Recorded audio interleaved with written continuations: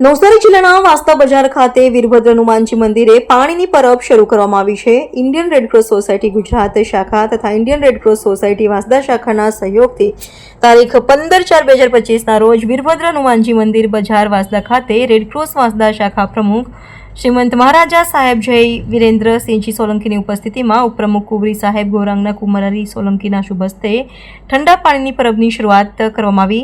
असह्य गर्मीથી બચવા તારીખ 15/4/2025 થી તારીખ 15/6/2025 સુધી સૌ કોઈ ઠંડા પાણીનો લાભ લઈ શકશે. આ પ્રસંગે રેડક્રોસ વાંસદા શાખાના સેક્રેટરી પ્રદ્યુમનસિંહ સોલંકી, ટ્રેઝરર હિનેશ પાવસાર, સભ્યશ્રી મંગલભાઈ પટેલ, ધર્મેશ પુરોહિત, એરિક અવારી, દિલીપ પારક, ધર્મેન્દ્રસિંહ સોલંકી, સરપંચ શ્રી ગુલાબભાઈ પટેલ, તાલુકા પંચાયત પ્રમુખ દીપ્તિબેન પટેલ, હેમાબેન શર્મા, ડોક્ટર લોચન શાસ્ત્રી, રાજેશભાઈ ગાંધી, દિનેશભાઈ સુરતી, મુકેશભાઈ શર્મા, અમિત પંચાલ વગેરે ઉપસ્થિત રહ્યા હતા. રિપોર્ટર નટુભાઈ પટેલ, વાંસદા.